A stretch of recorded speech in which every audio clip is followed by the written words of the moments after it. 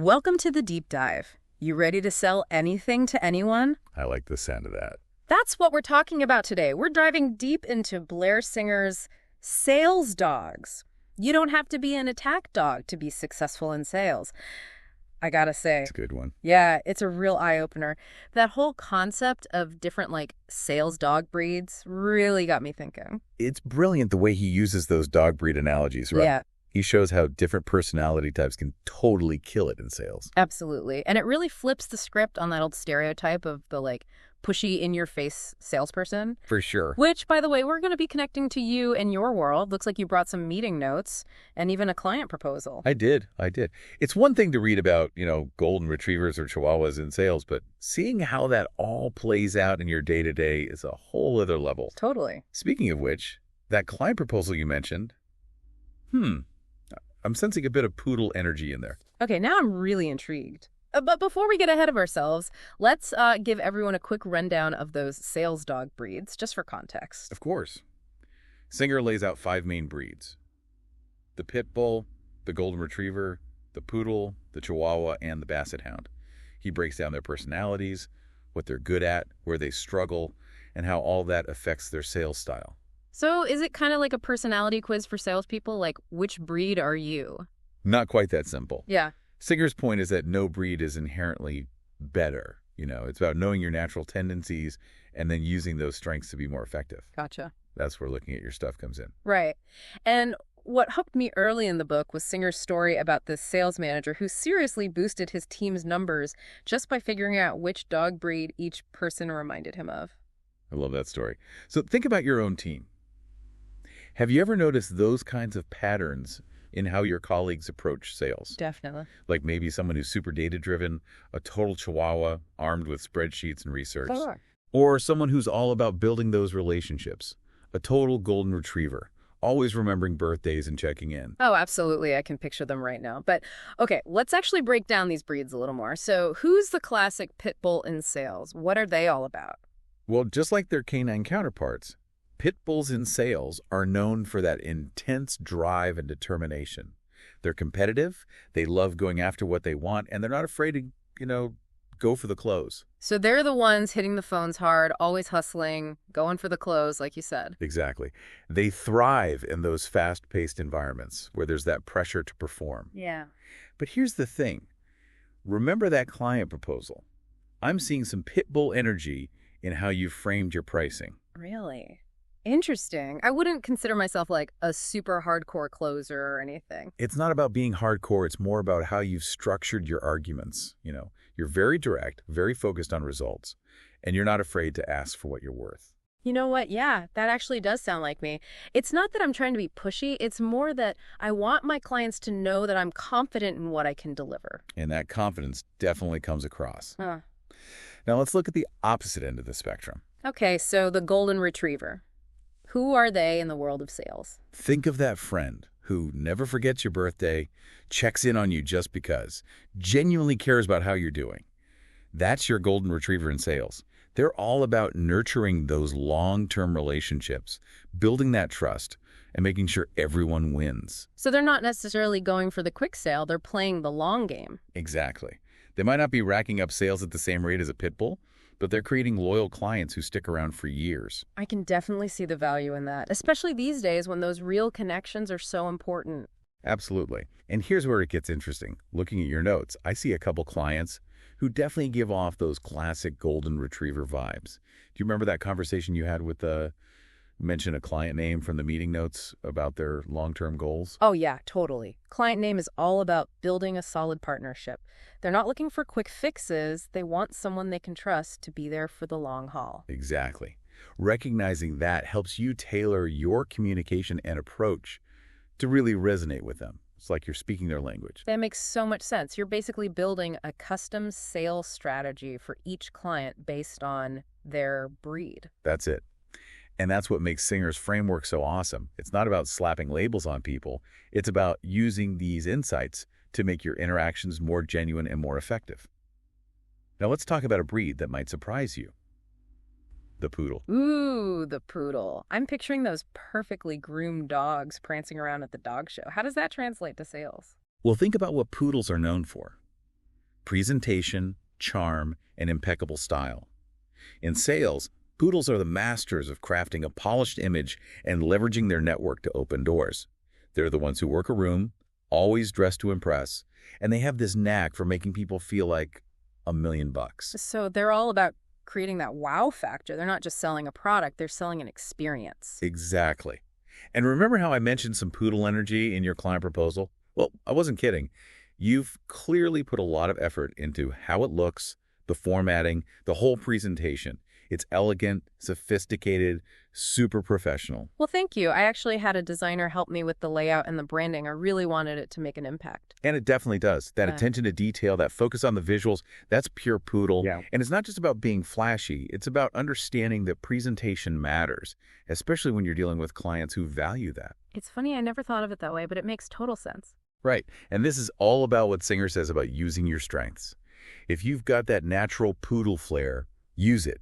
Create those stunning presentations, grow your network, and make connections that open doors. Okay, ready for a breed that's a bit more analytical. Let's get into the data. Hit me with the Chihuahua. All right, picture this. You're in a team meeting, someone's laying out a new strategy. The Chihuahua is the one peppering them with questions like, what's the data on this? What's the ROI? How does this fit into our long-term goals? They live for spreadsheets, they need all the details, and they know their product inside and out. Ah, so they're the brains of the operation, the ones keeping everyone grounded in the facts and figures. Precisely. They might not be the most outgoing, but their knowledge makes them super valuable. They're the ones who can answer any question and back it up with evidence. That's a powerful combo, especially these days when information is everywhere. It really is. It's interesting because in your meeting notes, I see you've done your homework on those market trends in your competitors.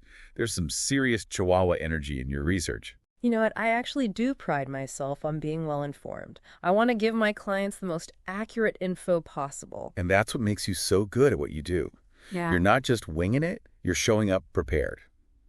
Now, we've covered pit bulls, golden retrievers, poodles, and chihuahuas. Yeah. Ready to meet the last member of Singer's pack. Absolutely.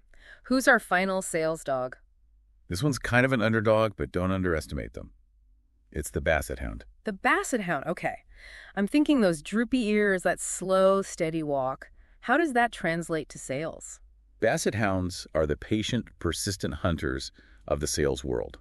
Remember that story in the book about the insurance salesman who saw potential in Michael Dell when his company was just starting out? That's classic Basset Hound. They never give up. They're incredibly loyal to their clients, and they'll bend over backwards to make everyone happy. So they're the ones building those long-term relationships based on trust and reliability. Exactly. They might not be flashy or aggressive, but their dedication often pays off big time. Think about that tough client you mentioned in your notes, the one who was hesitant to sign on.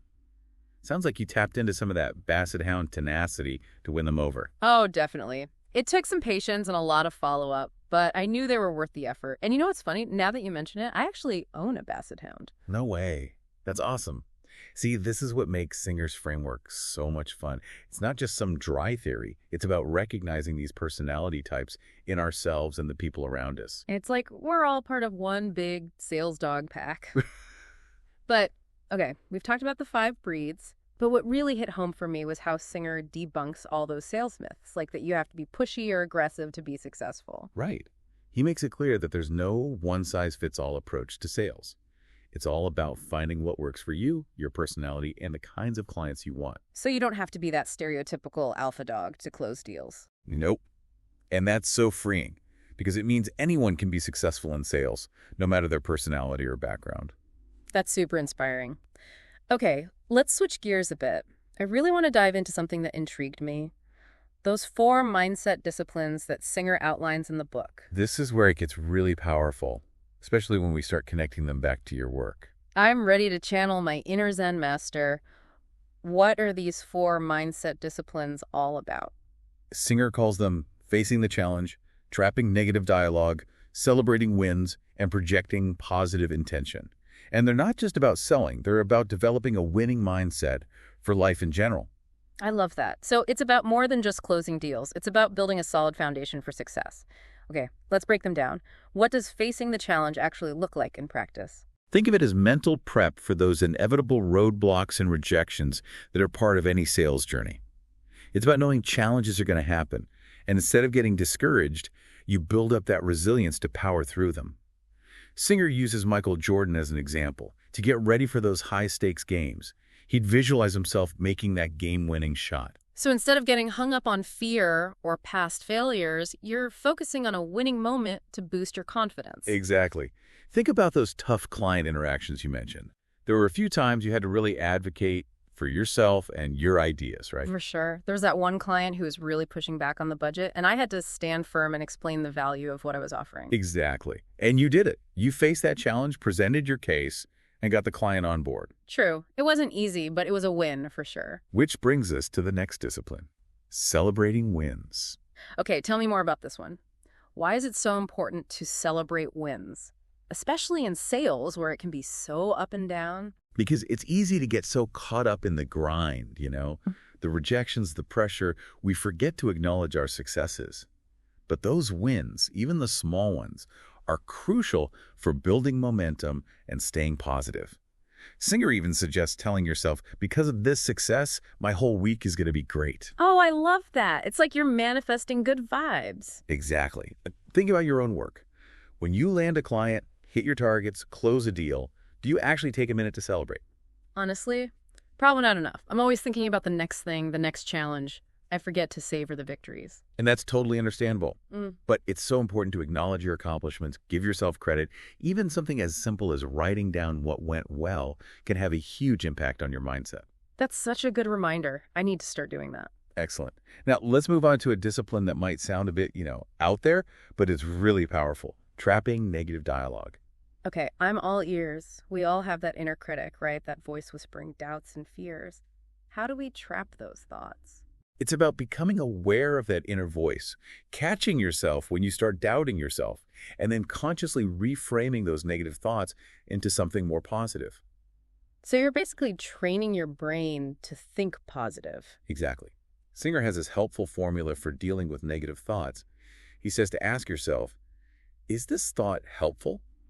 Is it even true? And would I say this to someone I care about? That's a great framework. It's all about challenging those negative thoughts and replacing them with something that lifts you up. Exactly. This is especially crucial in sales because if you're always second-guessing yourself, those negative thoughts will mess with your performance.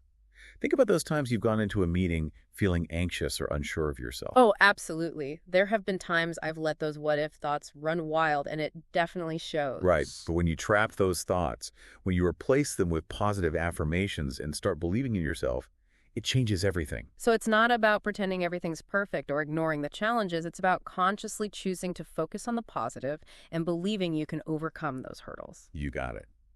And that leads us right into our last mindset discipline, projecting positive intention. Okay, break this one down for me. What's it all about? It's about choosing the energy and the expectations you bring to every interaction.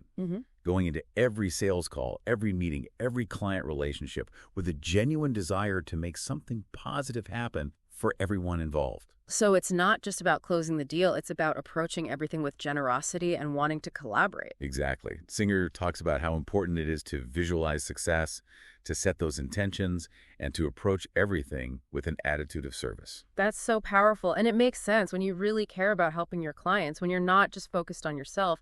It creates such a better experience for everyone. It does. And think about your own work. When you're feeling good, excited, and genuinely invested in your client's success, it shows, doesn't it? Totally. My energy rubs off on people, for sure. And when I'm feeling good, my clients can feel it too. Exactly. That positive energy can make or break a deal. It builds rapport, helps you overcome objections, and ultimately helps you win. It's like you're giving off a success vibe. I love that. Okay, so we've got the 5 sales dog breeds and the 4 mindset disciplines. Anything else we should cover before wrapping up this first part of our deep dive? Oh, there's one more concept that Singer brings up that I think is super relevant for you. The dog trainer. Okay, the dog trainer. Who are they and what's their role in all of this? Think of the dog trainer as a skilled coach or mentor who helps you identify your strengths, work on your weaknesses, and reach your full potential. They get the different sales dog breeds, and they know how to tailor their approach to bring out the best in everyone. So it's like having a personal trainer for your sales skills. Exactly. And Singer talks about finding a dog trainer who really clicks with you, someone who understands your goals and can guide you. That's great advice. Now, I'm dying to hear more about Singer's tactical tips and techniques. I know he gets into things like leveraging referrals, handling objections like a pro, and even running seminars. We've got a lot to unpack there, and I think it'll be really cool to see how it all applies to your work specifically. This is getting good. I can't wait to dig deeper into all of this in part 2. Me too. Welcome back to our deep dive into SalesDogs. Before we jump into those tactical tips you mentioned, let's circle back to something we touched on earlier. Remember dog food marketing. Oh, yeah, dog food marketing. It's about tailoring your message, right? Like choosing the right kind of dog food for your pup. But I'm still not totally clear on how that works in real life. You got it. It's all about personalization, going beyond your company's general marketing and creating materials and messages that speak directly to each prospect's needs and interests. Oh. And that's where your materials come in handy. Right. So how could I use dog food marketing with, say, that client proposal we talked about? Okay, think about your client's breed first. Remember how we talked about that poodle energy in your proposal? The elegant design, all the attention to detail. That's a fantastic start. But you can take it even further. Okay. Yeah. Let's say your client is in the tech industry. You could put together a little something extra, like a one-page infographic. Something that highlights how your services have helped other tech companies get results. Things like increased website traffic or more leads. It shows them you get their world. So it's not just showing off my general expertise, it's showing them that I understand their specific industry. Exactly. That level of personalization can make all the difference. It's like you're speaking their language. I like that. I could even include case studies or testimonials from similar clients. Exactly. And that brings us to another great dog food marketing tactic. Referrals. Right. We talked about referrals a bit earlier, how they play into this personalized approach, understanding the breed of the person referring you. Right. So let's say you get a referral from a Chihuahua client, someone who's all about data and facts. When you reach out to that new prospect, you might start by saying something like, Chihuahua client name, who you know is super thorough and results-oriented, thought you might benefit from my services. Ah, so you're using the referrer's credibility, their breed, to spark the prospect's interest. Precisely. It's subtle, but it positions you as someone who gets their values and their way of thinking. It establishes a connection right away. That's so smart. I'm going to have to try that. Now, are you ready to dig into some of Singer's techniques for handling objections like a pro? Remember the whole guard dogs and pigs analogy? Oh, yeah. The one where you throw the guard dog a bone to distract it instead of a smelly shoe that'll just make it mad. I'm ready to start throwing some bones. Awesome. Singer's point is that a lot of salespeople mess up objections by getting defensive or trying to force their viewpoint. The key is to reframe the objection. See it as a chance to understand the prospect's deeper concerns. Okay, I get that. But how do you actually do that? First off, listen closely. Really hear what the prospect's saying, acknowledge their concerns. Then ask some clarifying questions to dig a little deeper. Okay. For example, let's say a prospect says, your prices are too high. Instead of jumping in to defend your prices, you could ask, what's your budget for something like this? Or what are your top priorities when making this decision? So you're trying to figure out the real reason behind their objection. You got it. Maybe they're worried about price because they had a bad experience with another vendor. Maybe they're prioritizing certain features over others. Once you see things from their perspective, you can tailor your response. Yeah, it's not about winning an argument. It's about finding a solution that works for everyone. Right. And this is where those mindset disciplines we talked about come in. When you're facing the challenge, trapping those negative thoughts and projecting positive intention, you're way more likely to handle objections calmly and confidently. It's all connected. Mindset fuels the tactics, and the tactics reinforce the mindset. Exactly. It's a beautiful cycle. Remember that client from your notes who was a bit hesitant at first? Oh, yeah, client name. They were concerned about the timeline, didn't think we could get it done in time. Right. And it sounds like you handled that objection perfectly. How did you approach it? Well, I didn't get defensive. I listened to their concerns and asked them to tell me more about their ideal time frame. Then I explained how we could adjust things to meet their needs without sacrificing quality. See, that's throwing a bone. You address their underlying need for speed and flexibility without dismissing their concerns. You know what? That conversation actually made our relationship stronger. They appreciated that I was willing to work with them, and it built trust. Exactly. That's the beauty of mastering objections. It's not just about overcoming hurdles. It's about deepening relationships and making sure everyone wins. Now, are you ready to step into the world of seminars? Okay, seminars. I know Singer's a big fan of using them to build credibility, get leads, and educate potential clients. But I gotta be honest, the thought of public speaking kind of freaks me out. Totally understandable. But Singer has some really solid advice for creating a killer seminar that your audience will love. All right, lay it on me. What's the magic formula? First and foremost, your seminar needs to give people real value. It's not just a sales pitch. It's about sharing your expertise, giving practical tips, and sending them home with actionable stuff. So it's about positioning yourself as an expert, a valuable resource, even before they become clients. You got it. And Singer emphasizes that your presentation needs to be engaging. Remember those poodle strengths we talked about? Yeah. That's where they really shine. Ah, okay. So we're talking sleek visuals, great storytelling, maybe even some humor sprinkled in. Exactly. Think about presentations you've given. What really grabbed your audience? What made them want to hear more? People always seem to connect with my personal stories, like when I share real-life examples and behind-the-scenes stuff. That's fantastic. Those personal touches make you relatable and memorable. Singer says salespeople should use stories in their seminars too. Makes sense.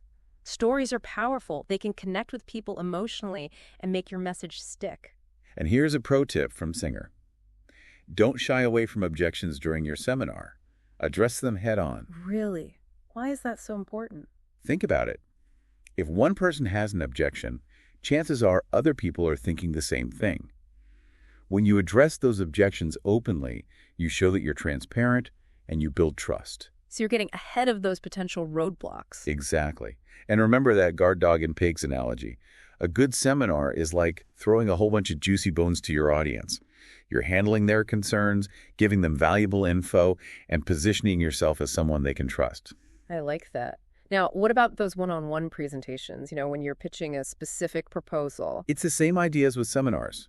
Singer emphasizes understanding your audience. Remember that dog food marketing idea? Yeah. It applies here too. So I need to tailor my presentation to the breed of the client. You got it. You wouldn't pitch a pit bull the same way you'd pitch a golden retriever, right? Totally. A pit bull wants those bottom line results, while a golden retriever is all about that long-term relationship. Exactly. And Singer has this interesting tip for closing presentations. He says to reframe the close as making arrangements. We talked about that a bit before. Can you explain that a little more? It's about shifting the focus away from getting the client to sign on the dotted line. It's about helping them see how your services will actually benefit them. So instead of saying, ready to sign the contract, you might ask, when would you like to get started? Or how soon can we get this going? So it's less about pressure and more about guiding them towards a decision that feels good and makes sense for them. Exactly. And that fits perfectly with the sales dog philosophy. It's all about those genuine relationships and making sure everyone benefits. I know you're excited to hear about building a winning sales team, but I think that's a good spot to pause for now. Oh man, you're leaving me hanging. But okay, I can wait. I'm pumped to learn how to unleash my inner dog trainer in part 3. All right, I'm ready to put on my dog trainer hat and learn how to build a top-notch sales team. This is it, the final part of our SalesDogs deep dive. Yeah. And I gotta say, this book has already given me so much to think about. It's super practical, right? Yeah. And that whole dog trainer concept is so important for anyone leading a team, whether it's a sales force or any kind of project. Absolutely. It's all about recognizing everyone's unique strengths Yeah. and figuring out how to bring out the best in each person. Right. It's not about creating a team of clones. It's about celebrating and using those different sales dog breeds. That's it. But how do you actually do that? How do you lead and motivate a whole pack of sales dogs? Well, Singer says a good dog trainer knows the different breeds and what they need. Makes sense. Remember that sales manager who turned his team around? Just by observing which dog breed each person reminded him of, Oh, yeah, that was a great story. he changed his training and coaching based on what he saw. So if you have a team with a mix, let's say pit bulls, golden retrievers, and chihuahuas, how do you create a strategy that works for everyone? You got to start with clear communication. Okay. Singer talks about setting clear expectations, giving feedback regularly, and creating a culture where everyone feels valued. I like that. You want everyone to feel like they can do their best. But how do you tailor things to those different breeds? Well, for your pit bulls, those high-energy go-getters, you might focus on those challenging goals, maybe a little friendly competition, and lots of public recognition. So feed that competitive spirit and give them space to really stand out. Exactly. Now, with your golden retrievers, those team players who are all about relationships, you want to foster a collaborative environment. Encourage them to share their knowledge and experience and recognize their efforts to build those strong bonds with clients. So nurture that collaborative spirit. Show them you value their people skills. Right. And for your Chihuahuas, the analytical thinkers, give them access to data and research. Encourage them to question everything and recognize their contributions to the big picture. So show them you value their expertise. Give them the tools to shine. Exactly. You're creating a culture where everyone feels appreciated. And remember, those different styles and approaches actually make your team stronger. That's a powerful message for anyone leading a team, especially in sales where the pressure is always on. It really is. And it's funny, looking at your meeting notes in that proposal, I see you already using these dog trainer ideas. Really? How so? Well, you mentioned delegating tasks to specific team members based on their strengths, right? Uh-huh. That's recognizing those breeds and setting them up for success. Yeah, that's true. I have one team member who's a total pit bull. She loves closing deals, so I give her the tougher leads. And then there's another who's a classic golden retriever, amazing at building relationships, so he handles a lot of our client retention. Exactly. You're instinctively using those sales dog traits to create a system that works. And that's the mark of a great dog trainer, being able to see those talents and create an environment where everyone can thrive. I'm starting to see how this SalesDogs framework can be used for so many things, not just individual sales, but also team dynamics and leadership. It's versatile, for sure. And it all goes back to that core idea. Know yourself, know your strengths, find what works for you. I love that. This book isn't about forcing yourself into a box. It's about embracing who you are and using it to your advantage. But before we wrap up, one last question for you. What's the big takeaway from SalesDogs? That one piece of advice that our listeners can use to unleash their inner sales rock star? I think Singer nails it when he asks, are you willing to truly think like a dog? It's about embracing those dog-like qualities. The excitement, never giving up, loyalty, building those relationships, the thrill of the chase. I love that. It's not about being pushy or aggressive. It's about understanding your strengths, controlling your mindset, and finding the right way to sell for your own unique style. Find your own path to success and have fun doing it. We've covered so much today. I feel like I have a whole new set of tools to sell anything to anyone. That's what we like to hear. Remember, it's all about putting these ideas into practice. Try different things and see what works for you and your own sales dog style. Awesome. Well, that's it for this deep dive. We'll be back soon with another topic to help you level up your knowledge. Thanks for joining us on the Deep Dive.